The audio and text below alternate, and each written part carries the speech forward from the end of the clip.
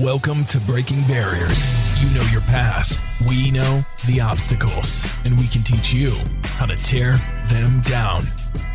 And now your host, CEO and founder of Adapting Social, John Vigero. Welcome back to Breaking Barriers, guys. I'm really excited. We have Kayla in the building today. What's up? And you just ran the New York Marathon. I did on Sunday. So that's... Was it 4 days ago? 3 yeah, days ago? That's pretty badass. I remember I saw your story go up and you're like in the car going up there. I'm like, dude, I would be tripping. Like, I would be freaking. But you're very active though, right? So like, I don't run. So that's why I was No. Don't paint this picture for me. Oh, okay. Maybe I'm wrong. So, you are wrong. Okay. So 5 months ago, Yeah. A friend of mine, Kieran Williams from the Garage Gym, he's also involved with Children's Specialized. He was like, hey, we put together a team for the marathon. I think you should run the marathon. Yeah. At that point, 5 months ago, Right. from where we sit right now, Right. I had not run more than 6 minutes. Okay, well, so I was wrong. Period. Super wrong. Right? So I'm like, Yeah. I'm a member of Alpha Fit Club in Right. Marlboro. I love them. Yeah. It's like the formatting would never have you run for more than 6 minutes, right? Right. And a year ago, I was off the couch. Okay. And went there. Yeah. It was after I had Tina. I was like, all right, I got to get my ass back in somewhere and like do something. And that was what I chose Right. because it was really dark in there and I didn't want anyone to look at me. Yeah. No, I'm dead serious. You like those vibes better? So 5 months ago, he said that and I was like, okay, yes, change my life. Like, Right. prove to me that I can do this. Yeah. And he was like, actually, you're going to prove to yourself that you can do, like, Right. He's like, I'm out now. He's like, I have somebody who could coach you, best of luck. And I was kind of like, okay. Wait, so now he wasn't doing it? He didn't do it. No, he was a spectator this year. And you still stayed in it, though? I did it. I went for it. But, Respect. But I think, and this is a crazy statement. Yeah. More people than you think can run a marathon. Really? You can do it. Really? Anyone in this room, you could do it. Yeah. I know you could do it. Yeah. Yes, it's physical, but it's way more mental Right. than it is physical. To keep pushing yourself, to keep going, keep going. But see, my problem with it, so when I was in high school, I did, on my off seasons when I wasn't doing football or basketball, I would do track, right? But I would do high jump and I would do triple jump. I'm not running, right? But every day they would make us do a mile warm up. Okay. And I fucking hated that mile. Yeah. And now I'm thinking you did 26. And I'm like, all right, the first mile I do, I'm always like, fuck, what am I doing here? So talk to me about the mental game. Like, how the hell did you keep pushing through that? So I think you do mental gymnastics the entire time you're running, or I did anyway. Right. So basically, like, throughout the 5 months, I conditioned myself to be able to take on the 26 miles. I knew I could do it. The goal was 4 hours and 30 minutes. Yeah. I totally blew that. I did 5 hours. Whatever, it's fine. I'm not disappointed. It was a good first go. This was the first race I had ever run in my life. Right. Period.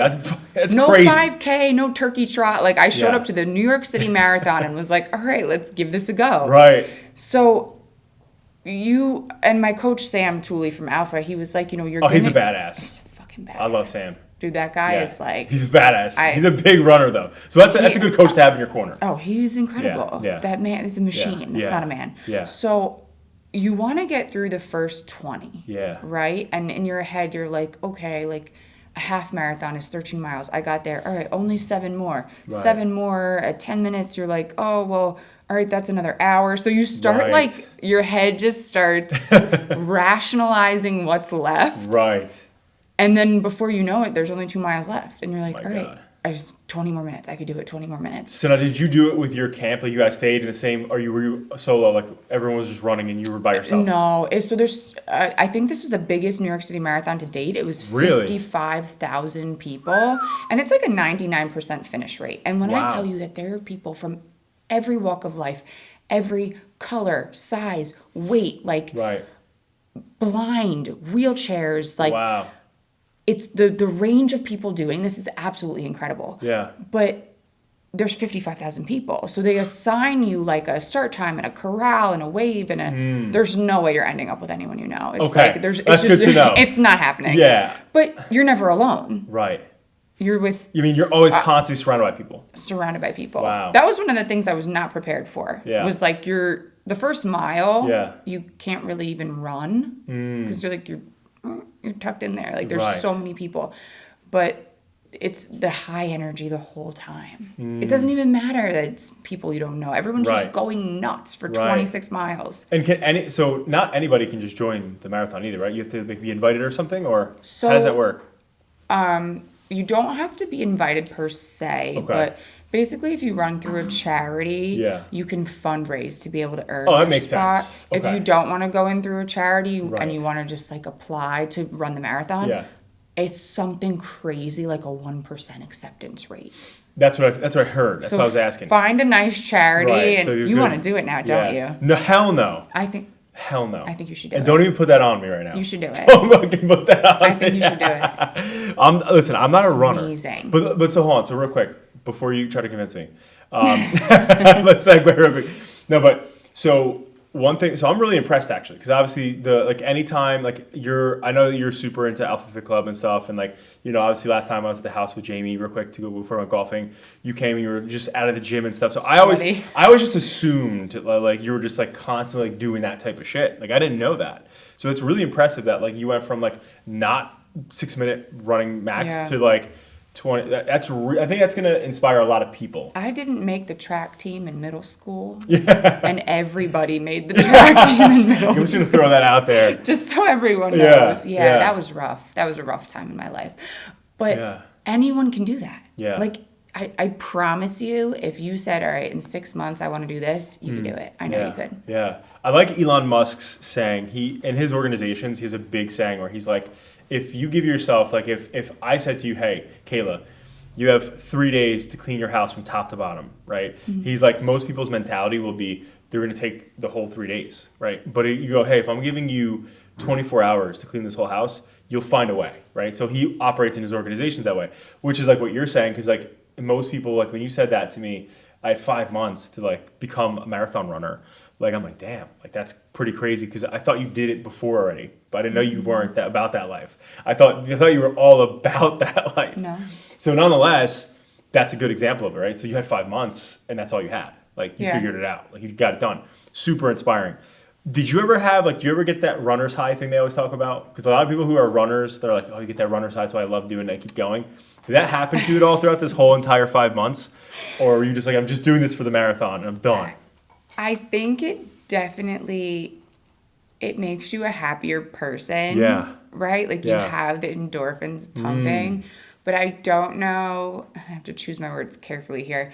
I don't know if I would call it a high. Okay. Like if you did drugs and felt high. Like, right. No. Right. No. And that Very was different. disappointing because I really thought that it was going to be like, oh yeah, like you're in the club. Right. But no.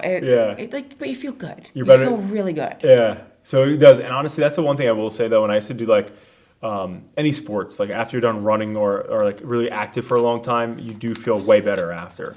And that's why typically, like, are you a morning workout person, or like what's your like style of when you like to work out more? I'm a morning person. You like to work out first thing?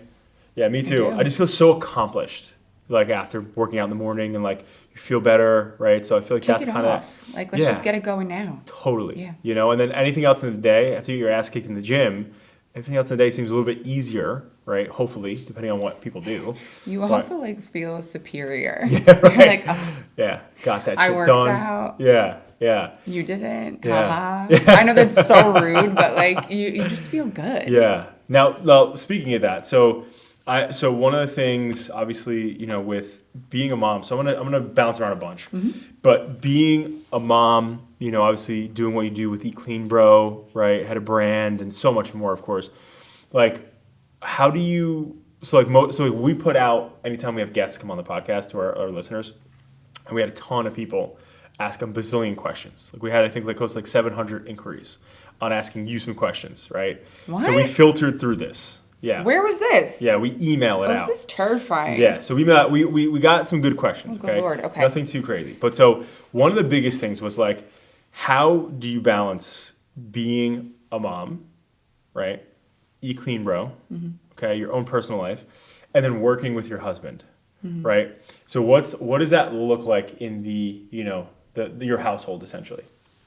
So that's such a loaded question. Like It there's is. so many different ways to answer that. But I think for me, like the most important takeaway from the long-winded answer that would answer that is in the current era of my life, a mom to a 4 and a 6-year-old, and a wife to let's call him a high needs husband.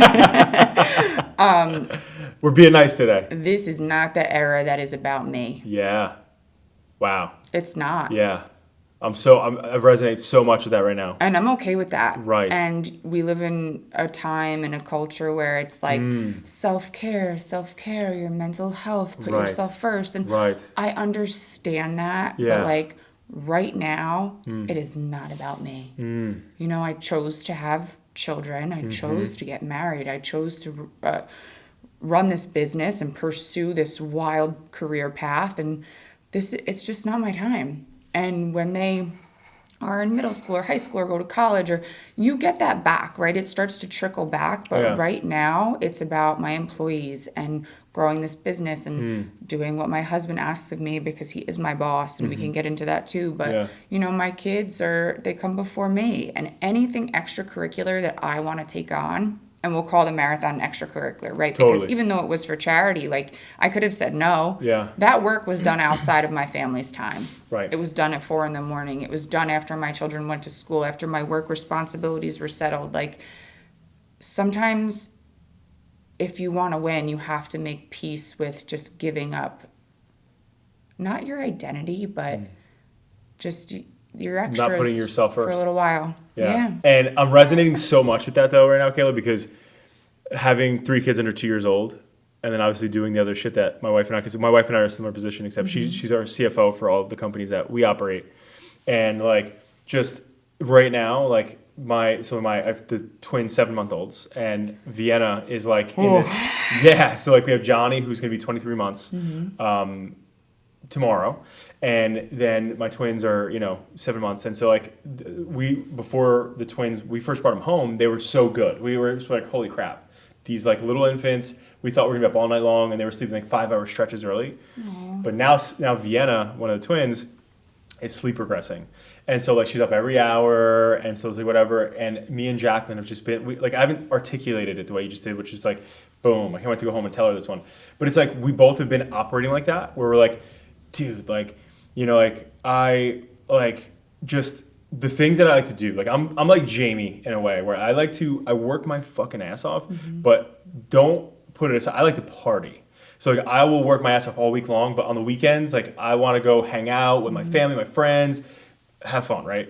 And for the past like 7 months, I haven't done any of that stuff, right? I've just been like, here and there, but like I've been just focused. And same with my wife. It's like the stuff that we enjoy doing are like put to the side right now. And it's like, the business, the kids, like, they come first. And so it's so awesome that you said that, because I think so many people could probably resonate where they're at in life. Yeah. With having kids and balancing things. It's really tough, Make peace with it. Right. Don't try to fight it. Accept it. And in 5 years, you'll look back and say, wow, like, thank God I just took that on fully, and I didn't try to cut myself into a million pieces, and you'll thank yourself for that. Yeah, it's really cool. And now with the Clean Bro side, like how is it working with your husband? That was like 25 of the questions were like, what's it like working, with your husband? And some were very specific. So I don't know if it was some of your friends that asked this question or some of my friends that know you guys, but they're like, what's it like working for Jamie and being his wife? So we'll keep it real. Working for Jamie is not easy. Yeah. I am really type A. Yeah. By the book. Yeah. I have a super type A personality. Aren't you an oldest sibling too? Oldest sibling, oldest daughter. By nature. Wanted to be a police officer. I'm really I'm really good at taking directions. Yeah. I'm a fantastic employee. Yeah. Right? Yeah. If shit hits the fan, I'll call you. Yeah. But Jamie is a creative mind. He's a creative mind. His wheels turn very fast, right? So he might ask me for something, and I could come up with a beautiful plan that I'm ready to execute. And by the time I did that, he already changed his mind. And when you work for one of those creative minds who change direction very quickly, and it's not because he doesn't change direction because he's disorganized. He changes direction because as his environment changes, he's able to make decisions quickly. Right? He would rather, in the next 10 minutes, fail 3 times and figure it out than spend all day putting a plan together.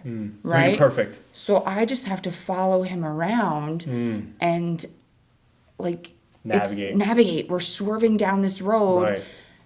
It was really hard at first, but now I'm used to it, you know, and I think I'm really good support for our other employees who are like, holy shit, this guy's crazy. I'm like, all right, hear me out. He's not crazy. He moves quickly. Just stay on his tail and we're all going to be okay. He's like, that's who he is. But you know what? If it wasn't for him, we wouldn't have what we have. Clean Bro wouldn't be where it is. Not at all. Now, but so in the beginning, did you find any, like, did you guys like kind of bump heads because of that in the beginning ever? Like, where it's like, Jamie, you know, keep on one task, or like, Jamie, what are you talking about? Like, would you guys ever argue over those things early on, like in the business, and then eventually you accepted it like you are now? Or was it always just kind of like you were kind of having the POV you have now? I've always had the POV I have now. So I think one of the things we established early on, which is very important, and I live by this. You cannot have too many chiefs, not enough Indians. It does not work. There needs to be, you know, a organizational chart. There needs to be somebody who is in charge. Who do you report to? This, that, the other thing. Who's owning this? A husband and wife cannot. And I stand by this, and I'll probably get hate for it. Sit side by side at the top of an organization. No, it won't work. It will not work. At some point, you will have differing viewpoints, and then your employees are confused. Who are we listening to? Who's really in charge here? You can't have it. He is the boss. He is in charge. I work for him. Behind closed doors, I am more than welcome to offer my opinion, my advice, my concerns. But other than that, you know, I work for him. He tells us where we're going, and I work really hard to get us there.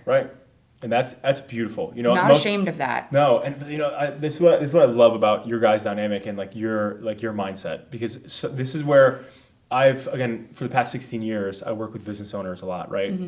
And the husband couple wife ones, I would say probably like something crazy, like 60% of them that I know like get divorced, right? And or are still together, but they're just so chaotic and it's toxic. Because in the organization, people see them fighting with each other. They see them like, you know, boom, boom, boom, because no, I'm in charge of this. No, I'm in charge of this. And I think that's something that's so like just, it's so badass that you have that mindset, because you know it only drives everybody further, right, forward, versus being stuck over egotistical bullshit. Like that's where most of it is. Like I never forget, I was in one business that was like this huge like trucking business, and the first time I met them ever, like I flew out to meet them and stuff, and I'm sitting there and all the employees are just, you could clear, like you could cut the tension in the air, right? I walked in and like they met me and like, you know, and they were all like walking on eggshells. And then I got into like the office with them, and it was just like, you know, we were talking about ideas, and like instantly both had separate ideas, and instantly it was like fighting and arguing, and I was like, whoa. And that was one thing that like I think you do so well, but my wife also, thank God, you know, first we did bump heads, I will say, but like, and I don't, were you there like when Jamie started it? Were you guys already dating and stuff? Like, and were you like already I came in very early on. Okay, same with my wife. So like I was up and running probably for like 3 or 4 or 5 years, and then and I was still small though. And then she came on early. But like the thing that was awesome was that like she left a corporate job in, you know, iHeartRadio in the city and stuff, and was like, you know, I'm gonna jump in and, you know, help and stuff, because if you can imagine, I'm like Jamie, like my organization, it took my executive team and leadership team, who have been with me for like 8-9 years now, like at least 5 years to get acclimated to, because everything you just said that Jamie does, like I want to move now, like I want to move fast, and like by the time my team catches up to me, I'm over it. And it took them like 5 years to like really teach the team too, like the same thing you said. So when my wife came in, you know, and stuff, could you imagine Jamie doing payroll? Like I was doing like payroll, I was doing like all this stuff, and I'm not that guy. But I did it at the time because nobody else is doing it. Got some extra money in their paycheck. They did. And so it's like, things were just fucked up. So she came in, and at first we bumped heads for like a few months, and then it was like she had your POV on it, and it was like the most amazing thing because it helped us just, you crush this, I crush this. And then we worked together as a team. Yeah. So I think anybody listening to this, I think that's such a valuable mindset. And I don't want people, the one thing that I love that you're saying, like, and I really resonated first with the parent side of it, right? And like the wife side of it. Yeah. Like where you're like, it's not about me right now. Yeah. And most people would argue, Kayla, fuck that. It should always be about you, right? But that mentality, when you have kids and you have a big business and you're doing these different things, it doesn't serve you in the long run. No. Because you're always going to be letting yourself down regardless, right? Oh, I want to do this, what is this? And when you have kids and all stuff going on, you're not going to do it. So like at the end of the day, like being of that mindset, I feel like is so awesome because you know what? I always ask people, which I'm going to get you ahead. I'll give you time to think about it at the end of the podcast. Okay. I'll be like, what is something that like you want to be remembered by, or like, or like, if you had a gravestone, like what would it read? Paraphrasing, and one of the things for me that I care about with my family, my team, my community, my friends, I want them to be like, yo, John served me, like, and he served me well, and that's what you're saying right now, right? Like you're here to serve your kids, you're here to serve your husband, you're here to serve your employees. And like that's being a leader is not about the fucking fancy cool shit. It's about what you're saying, where you're like, if I want to work out, I gotta be up at the ass crack of dawn to do that, right? If I want to do things for myself, right now I'm not focused on it, but if I do, it's out of bounds of these times that matter to your family. So I'm just like, people listening in here, I feel like that's such a leadership mindset that you have though. It's like, it's hard. Leaders eat last. Like, it's not about you. It's about everybody around you that matters. And I think people need to realize that because we live in a world now where I have people that, like, I try to mentor up, like, younger kids coming out of college and stuff that ask us questions and stuff. Oof. And everybody wants to come out of college or come out of, like, a gig or starting a new gig making $1 million or making a ton of money. I'm obviously exaggerating, but making all this money, doing all this stuff where... Like, what I love about Jamie's story, where him and I vibed, that was like in the beginning days when I was door knocking in Brick when I was 17 years old. Like, I was doing shit for free just because I was like, you're going to let me do this? Like, cool. And then, like, eventually turned into business. And obviously, Jamie talked about he was going to, like, Frankie's house and this person's house and whatever. It's like, in the beginning of anything, like, is where how you're operating right now is how everybody should operate. Like, what can I do? It's not about making money. It's not about me. It's about everybody else. Yep. And so I just want everyone out there listening to that to really take that in because I think that's so valuable. I always say to Jamie, like, I don't want a medal for being right today. I want to be on a yacht in 10 years. Yeah, exactly. Like, that's I don't care about being right today. Yeah. So speaking of that, one of the things that came up was what does success look like to you? Right? Oh, this is a horrible question to ask me. Yeah. So I would actually self-diagnose myself with like success depression. Yeah. I don't know what it looks like. That's fair though. And I don't know if I'll ever see it unless I fix myself. Yeah. So one of the things I like to tell people when they're like, oh, what do you mean by that? Like, you're not happy? And I'm like, oh my gosh, I'm so happy. But when it comes to success and how do you measure success, I think that sometimes I get caught up in like, okay, so Forbes, for example, right? Yeah. When I got that phone call that I was in Forbes, I was Forbes 30 under 30. I was so pregnant with Tina. I was huge. Huge pregnant with Tina. And they called me and I hung up and obviously it was exciting. But then I was like, shit, what do I do next? How do we go up from here? From there, Right? That was my first thought. That's sick. That's a sick thought to have. Yeah. Same thing with like, the marathon. That's your type A. Type A. Marathon, right? Yeah. Finish the marathon. Everyone's like, oh my gosh, aren't you so excited? I'm like, oh. The time wasn't that great, and like, when's the next one? Right. Meanwhile, like, let's just be happy about it for a second. Yeah. I think like I have it's a good and a bad habit of chasing what's next, what's bigger. Yeah. How do we keep going? How do we keep building? And gift and a curse, but I was on so this might be interesting for you. So I was on a podcast with this professor who was a professor at Harvard. And he was kind of like diagnosing my personality because I have the same thing that you have, which is like, that's terrifying. I don't stop and enjoy. So for instance, he's like, John, he's like, people like you get the beach house, right? And you're sitting there and he goes, and you never enjoy the view. Like you get the house, but you keep moving. So you're like, all right, next thing. And and he talks about how like they're like almost like what makes you happy is not actually the view, it's the pursuit of the view. Yep. Right? And then once you get it, that's why we're always constant like, all right, I did this, right? And what's next? And what are we going to do next? And it's so funny because throughout my career personally, like, you know, any achievements I've had, I've always went right back to work. Like I was never like, all right, let's go fucking party and whatever. Like, sure, I did it probably on the weekends. I can't lie about that. But like if it happened during the week, like it was like, all right, what's next? What's next? What can we do next? And in a weird way, I feel like somebody like you or I or Jamie, whoever has this, right? I don't even know what this is called. What the fuck is this thing called? This is like I relate it to like being present. Success depression. Yeah, I don't know. Where it's like almost you reach that goal, you hit that high, and then it's like skirt. Yeah, like what's next? What's next? Right. I've watched like, you know, a couple people, you know, close to me have, you know, big exits, sell their company, and you're like, wow, this is so exciting. And then you watch them and they're like panicked. Right. Like you're so used to running your company or being in your day to like, and then what do you do? What's next? And I think that's where I always used to say, oh, Jamie's the entrepreneur. I'm not an entrepreneur. I'm not. But like, I definitely caught it now. Yes. Because like you, but that was always in you, the probably. Grind. Yeah. Maybe. I don't know. Yeah. It was always in you though, because realistically, it's almost like my son Vincenzo, which we'll get to later when we talk more about kid stuff.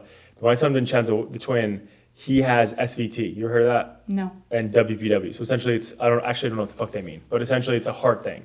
So one day, very long story short, we're sitting there, and you ever see those like wearables for kids, infants, that like when you put them to bed, you can see their heart rates and stuff on your phone. So we have that, right? So we've had it since my older son. And one night we were getting ready to go to bed, put him to bed, and we're eating dinner with my in-laws, and all of a sudden his outlet sock, the alarm thing, is like going off because there's like a base station. And it's going off because there's different alarms. And the one alarm is saying essentially like his heart rate is high. So I'm like, what the heck? So I open up my phone, look at the app, and it says his heart beats at 250 beats per minute. And I'm like, what the fuck? Like, how is this even possible? That was a real reading? Yeah. Well, so at the time, I'm like, it's got to be broken. Yeah. So I take it off, you know, whatever, put it back on him, 250. Alarm's going off again. So we luckily live like 10 minutes from Jersey Shore Hospital. So I'm like, go get your parents, because her parents were literally walking out to leave after dinner. I'm like, get your parents. We need to rush him to the hospital right now. He's at 250 beats per minute. And I put my head to his chest, and I felt it, Kayla, like beating out of his freaking chest. So long story short, we get there, and you know, and we figured it out, thank God.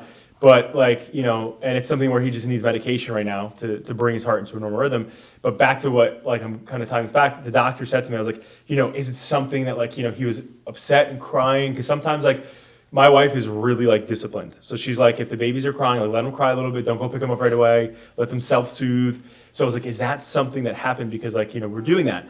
And he's like, no, he goes, the way that your heart and the way your body is built and connected from inception is he wouldn't have been able to do that if he wasn't built that way. Like he has an extra artery or vein or something, so he wouldn't be able to do that. You made a bionic child. Yeah, right. So right. So like if he didn't have that extra thing, he wouldn't be able to do that, right? Like it would be impossible. And then some of the clients that I work with or people I've had on the podcast that are like crazy like therapists or like psycho crazy people who help entrepreneurs like get to that next level mentally, they say to me like what you're sharing, right? Like you would not be able to go to that mindset if it wasn't already in you. Because that's what I asked them. I'm like, how is this even possible? Like, how can I not be like content or happy about these things? And it's like, it's just your personality. It's how you were built and programmed. Like it's in you. But nonetheless, with that stuff, I think, you know, it's one of those things where it's like, I don't think that's wrong that you don't know what that looks like. Because honestly, I think right now, like so how you're living, probably 99.9, if not 100% of the world would be like, wow, that's success to me. To pull up to your home, you know, to have your beautiful family that you have, to have a beautiful business. Everybody would look at that and be like, well, what do you mean? She's already successful, right? Like, but like also because you're a striver, you're not like somebody who's going to sit and plateau. You're like, what's next? What's next? It's like, I also changed. What do you think about this? So me and Jacqueline were having this conversation because we're kind of on the same page. And we were like, we stopped, I think 3 or 4 years ago, thinking about happiness as any sort of like metric or gauge for us.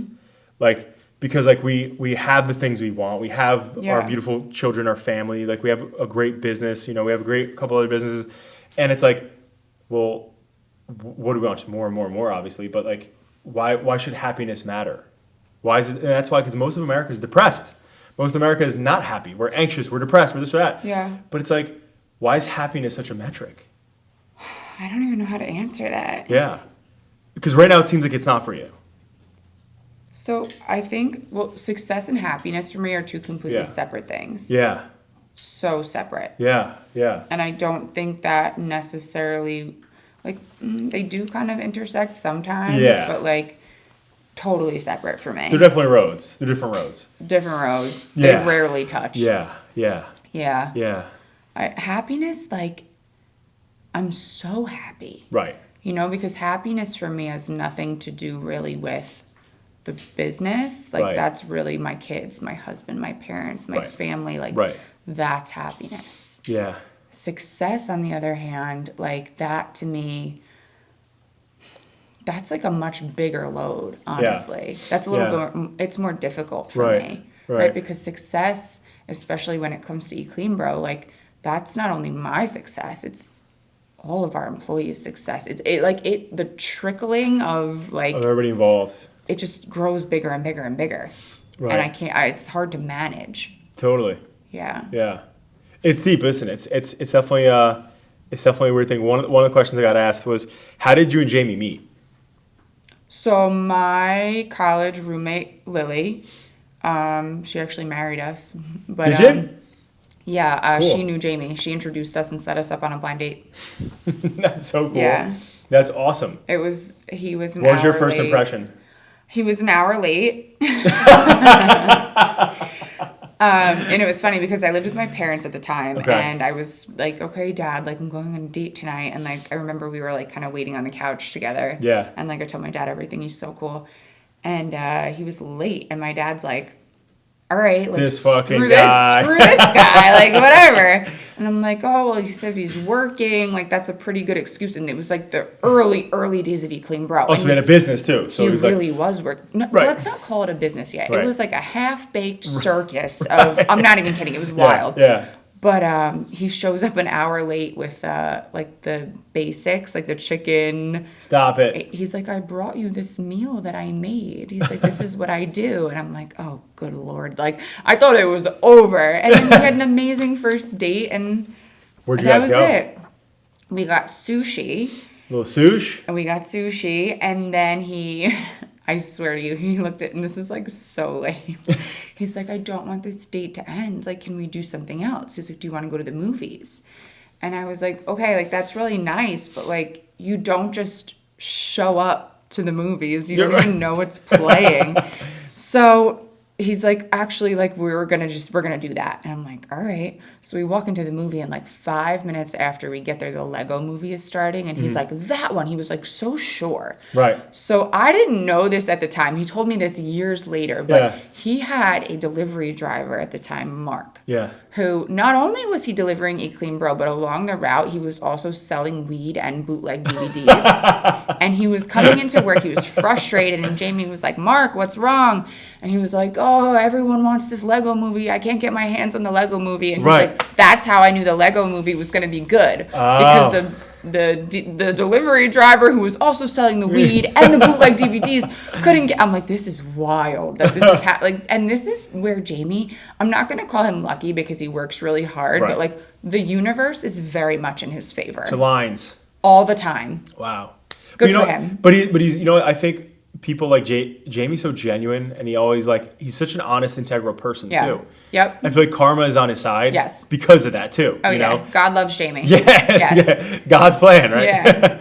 So that's really cool. And at what point? So how did you then start to get involved in Eat Clean Bro? Like, was it like a conversation one day where he's like, or you're like, yo, I'm joining this thing, or he's like, you should join this thing? How did this progress? No, it was very dramatic. So he actually canceled a date on me. Like, we had been seeing each other for about a month, and he was like, hey, I can't go out tonight. It's tax season. Yeah. This was like March.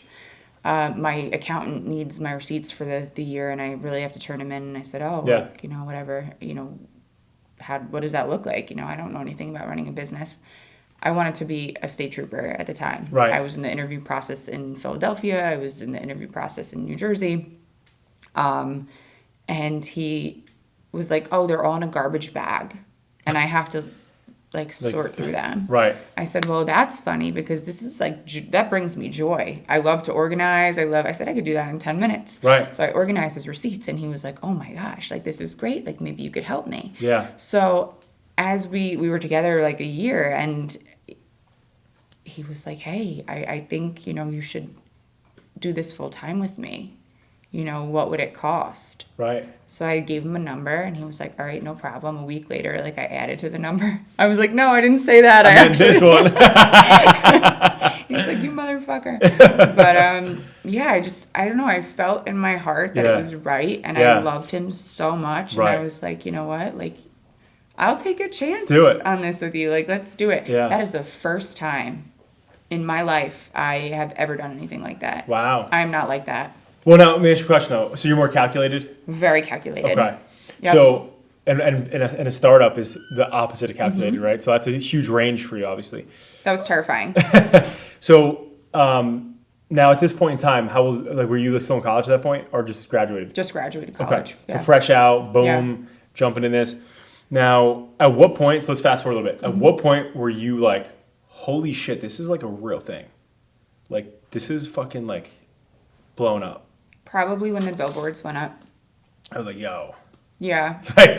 So we are those guys. We are the masters. Well, not anymore, but we were the masters of fake it till you make it. Yes. So we're going to get into that. Yeah, in the early stages of the business, Jamie, he's so friendly. He makes friends with everyone. Yeah. People are going to think I'm just kissing my husband's ass this whole podcast. But no. Dude, there's nothing bad to say about the guy. He's fucking awesome. So early on in the business, he had made friends with this woman, Bobby, who worked at Outfront. She's since retired, but she was amazing. Do you know who I'm talking about? Mm-hmm. Love her. So I don't know her. Love her. But when we were golfing, Sean told us the story about how that happened. But anyway, keep going. So Jamie wanted a billboard. Yeah. We could not afford a billboard. We could not afford a single billboard. Right. They're expensive. It was just so not expensive. in the budget. Bobby, he made friends with Bobby. Bobby called him and she said, listen, Six Flags just backed out of a huge campaign. Right.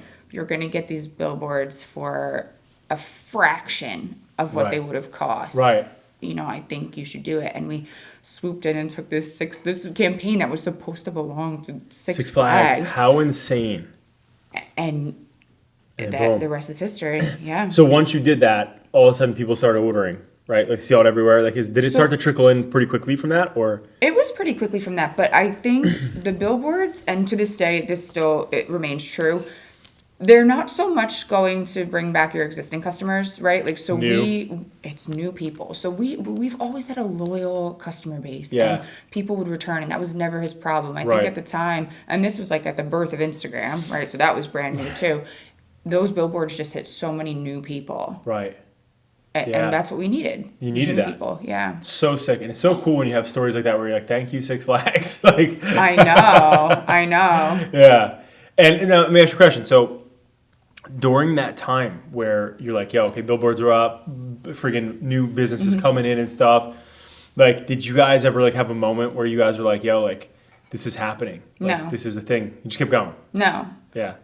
When the billboards were up, yeah, we shared a car. Right. Oh, I was going to get this. Yeah. Lived in a 1-bedroom apartment on Pine Gate on Route 18. Mm-hmm. It was about $1,000 a month. Right.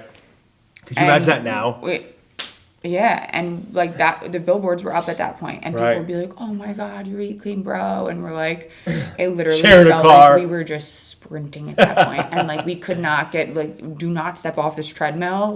We just need to keep going. Right. Don't miss the opportunity. Yeah. Keep going. And we didn't. Wow. We didn't. That's incredible, and I think the one thing that I think most people don't know about Eat Clean Bro and yours and Jamie's story is just that whole grind behind the scenes and how much it took. And I remember the first time he told me, he's when I had him on the podcast, and he goes, we shared a car together, and he's and people would be ordering in huge bulks. We had so much people ordering, and people would never think that we were sharing a car and going to his apartment.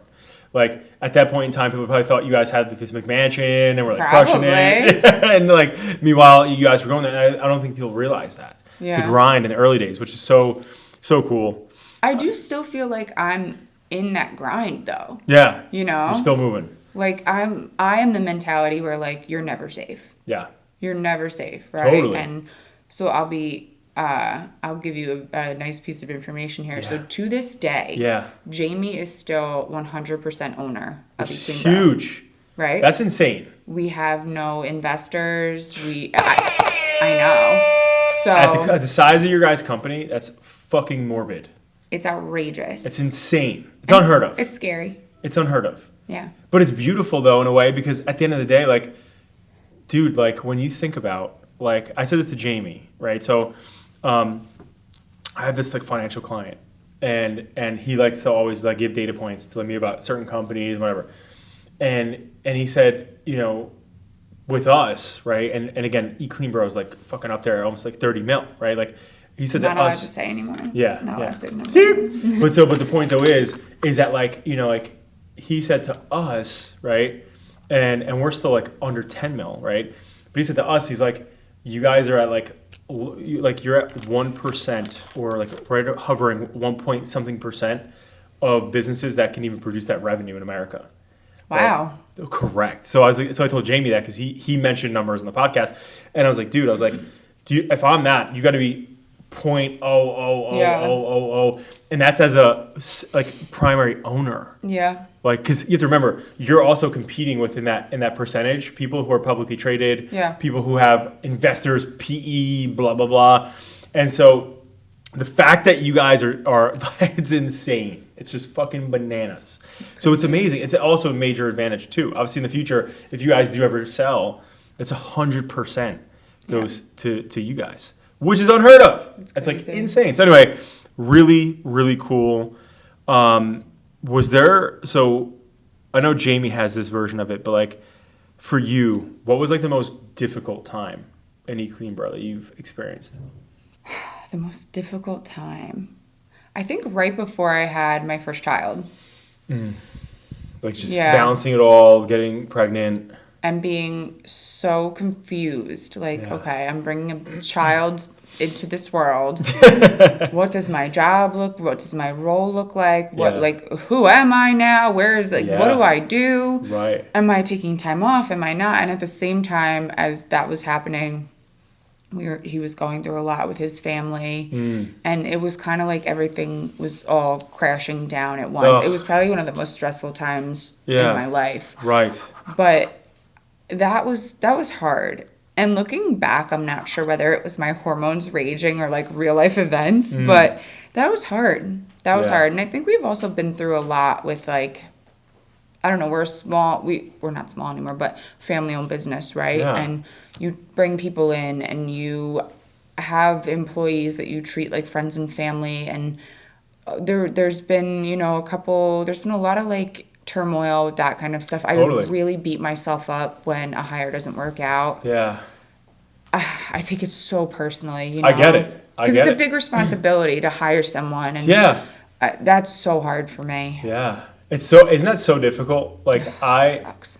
Especially when like early with adapting, I would always, this is the funny part. So Jacqueline, her family both runs their own businesses. Mm-hmm. When she first like started dating me and she saw like how I was operating the business, again, I'm writing the paychecks.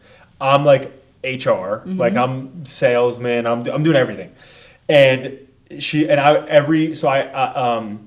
had like beer cart Fridays at my office. So every Friday I would have the beer cart would come around. The interns would push the beer carts around to all the team. That's so like 1990s. Seriously. That's not allowed anymore. I know, right? And this is like, and again, this is like 2014, 2015, yeah. Right? So we're doing that type of shit. And I remember Jacqueline pulls me aside the first time she came in and like observed it.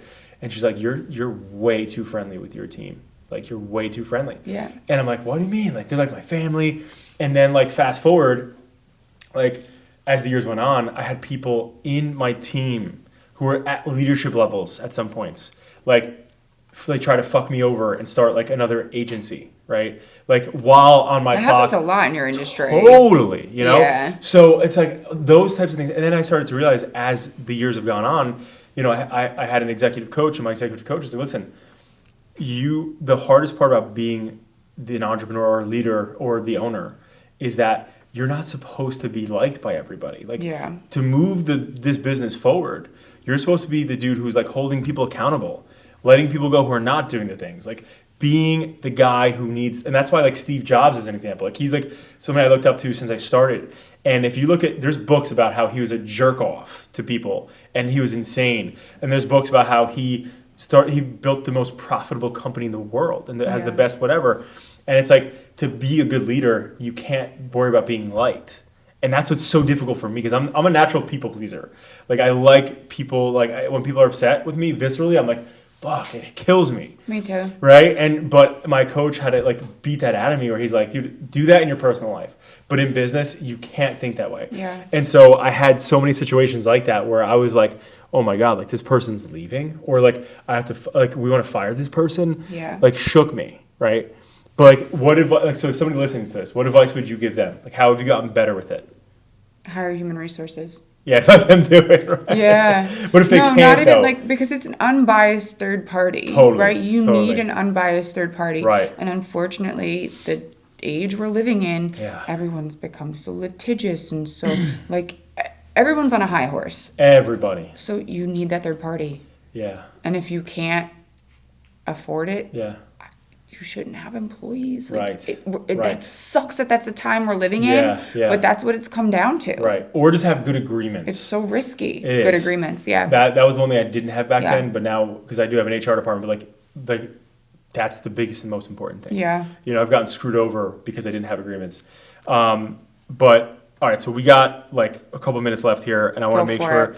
So what is one thing that like people don't know about you that you think would be interesting that they should know? Oh my goodness. Well, I think a good one to share today would be, at my core, truly, I am a girl's girl. Yeah. I really am. Yeah. Right? And although like a lot of my views are conservative, and I work for my husband, and like you know me, like I love, like, a lot of the best mentors I've had are men, and like, I'm all for that. I love my girls. And I was, the captain of the cheerleading team. And like, I have the best girlfriends, and I'm so lucky. Yeah.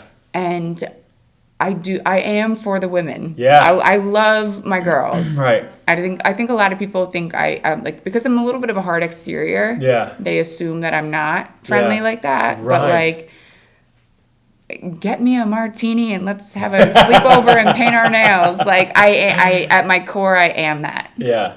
But I respect that, though. You remind me a lot of my wife like that, where she's very hard exteriored, but once you get to know her, like, it's like my wife's opening line, and this is a true story. I was introduced to my wife from her cousin, who's a mutual friend of ours. And so I was like, let me get her number, right? And fast forward, I get her number. I'm like, and my opening line to her, which I've never actually said this on the podcast, but I'll say it, was, "Hey, this is John, aka your future husband." I swear, I said it to her. Mm-hmm. So she's like, "Who the fuck is this guy? Yeah. Like, what the fuck? This guy's so corny." Weirdo. Yeah, like, what a fucking weirdo. Brie, who is this guy? So anyway, she luckily agreed. Oh my to God, meet. now I'm hearing like SpongeBob voice. Yeah. 7 years later. Like that. So literally, she agrees to come, and meet me at Bar A, right, in Belmar. Oh, Bar A. Yeah, so she meets me at Bar A. So her opening line to me was like, I was like, "Hey, so nice to meet you." And she's like, "I'm a bitch. I don't know why you wanted to meet me." And with a stone cold face. Yeah. Like, and I'm like, "Whoa, spicy." Yeah, I'm like, "Okay." I'm like, "Shit." And all my buddies were with me, like, "Bro, abort. Yeah. She's crazy. She's a bitch. Let's get out of here." And you were locked in. And I was like, "Dude, this is fucking sick. I love that." But the thing, though, I like about personalities like yours, though, is that you're not cheap, though. Right? Like, and that's what I love to my wife, is like, you're not going to just be like open to everybody. Yeah. Right? Like, even as a client, I'm totally, like that, right? Totally, yeah, 100%. Like week 2, were you like, I was like, she fucking hates me. Everyone right? says that. Yeah. But the thing is, but then I started to understand. Look how fast we got everything done. 100%. Because we didn't need to. But I adapted to it, because like I know, like, once I started to learn your personality, I was like, okay, boom, like, she's business. Like if the Eat Clean Bro hat's on and Adapting hat's on, like we're getting it. Like you know. We don't have time to waste. 100%. We're so busy. We got to move. And so that's the thing. But like that's the thing though that I think most people like like you said, Jamie's friends with everybody. I'm friends with everybody, right? Yeah. And like the perfect example, like when Jamie and I, like it was almost probably the worst people to be in a golf cart together. Yeah. Because we were moving so slowly. Yeah, you because we were probably just got nothing talking done. to everybody. Yep. But anyway, point is like I respect that. So I think that's really cool to know that people like, you know, hey, the hard exterior doesn't mean you ain't a girl's girl. So that's really cool. Where do you see Eat Clean Bro in like the foreseeable, like the next 5-10 years? Like what's like the goal in your mind of like where you want Eat Clean Bro to go? Okay, so in a nutshell. Yeah. It's hard to tighten this answer up. Yeah, that's a big answer, bud. So we are a very large business. Yeah. But in our industry, we're still a very small fish. Right. Because compared to the Freshlies, that I don't even want to say their fucking names. Yeah. But like we're underfunded compared to them, right? We're still owned by whatever. Self-funded. So I do think that we would like to take on an investor or maybe explore private equity, or we need to get over this next hump. We are going to invite somebody in. Yeah. I don't know who or when yet, but I do see that for us. I love that. And it's hard to say it because it's scary. It's scary to put that out there into the universe, right? Totally. And to have other people hear it and be like, oh shit, they're coming. Yeah, we fucking are. Yeah. You know, like we're not and they're stopping be in here. Trouble They're going to be in trouble. The one thing I do want to share though, for people who don't know this, is that because it's funny you said that you guys are the little fish when in reality, because Jamie kicked this industry really off, right? There was companies who did it, but nobody did it to the point where Eat Clean Bro was doing it. And at one point, Eat Clean Bro was the monster. Yeah. And then PE came in and was like, oh shit, like look at what these guys are doing. There's a market here. Yeah. And then boom, right? So now it obviously shifted. I don't regret it though. I don't regret holding on. Right. And I think the genius part though, and the best part about it is that like you guys stayed to your core value and who you are and who Eat Clean Bro is, and didn't just sell or didn't just whatever. And I think that's so admirable. But I think the thing though is that like I say this to Jamie all the time, and I say this to everybody that I talk to, is like the one thing that Eat Clean Bro has, and no matter when you guys get the right strategic investor in or not, is that you guys have a soul and a personality. Yeah. Where HelloFresh and those other names we're not going to mention, like there's nobody who is the brand and the heart and the soul of these businesses. Yeah. It's just mass production factory and shit food, right? That's convenient, right? Yeah. And I think the thing is that's like the magicness of like the superpower of Eat Clean Bro is that Jamie is the heart and soul of it, right? And he's like this larger than life person who cares, and he wants everybody to like, you know, do well and eat good food and like whatever. And at the same token, again, you guys are fighting the market and what things cost. Like obviously, like we always talk about that all the time, where it's like, dude, like we don't want to be like super priced high or super priced low, but it's like you guys have to obviously make a living, plus also get quality stuff, and everything's so expensive. But so bottom line is that I think hopefully things have taken a turn. Yes, come on. There's a new sheriff in town, right? There's a sheriff coming back into town, so which we need, right? The business owners, we need that shit. And so at the end of the day. Which, by the way, too, actually, let me finish this. But by the end of the day, it's like, you know, that's why when you guys continue to do that and you have that strategic, like, fucking rocket launcher of an investor, of a partner, it's like, I feel like the country is going to just hug Eat Clean Bro because it's like it's what we stand for. You know what I mean? So it's like, that's a big thing.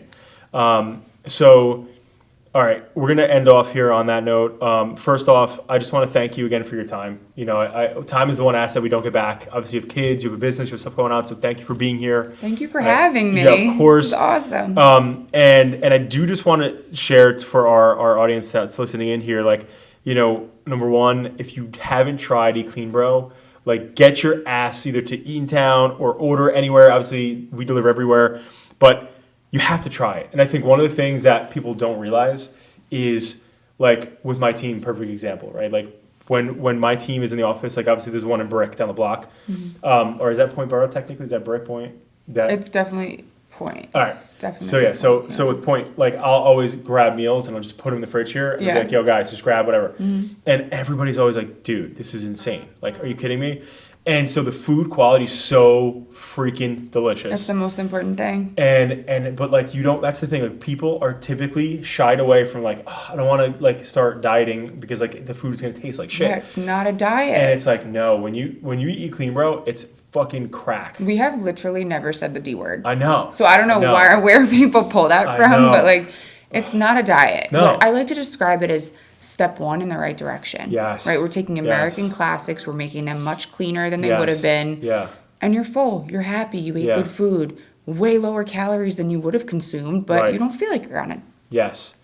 Yeah, I right. Say it. Well, right, the D word. Yeah. But so now to wrap up here is where you guys plug yourself. Obviously, most people already know, but like for the crazy wild people out there who don't have a phone or drive a car on a parkway, who haven't seen eClean Bro, where can they find eClean Bro? Like socials, website, like plug. eCleanBro.com. Right. Boom. Everything is on eCleanBro.com. eClean Bro. Yep. It's Jenna Ever. Kayla, thank you so much. Thank you for Appreciate having you. me. That was Bam. awesome. Let's go.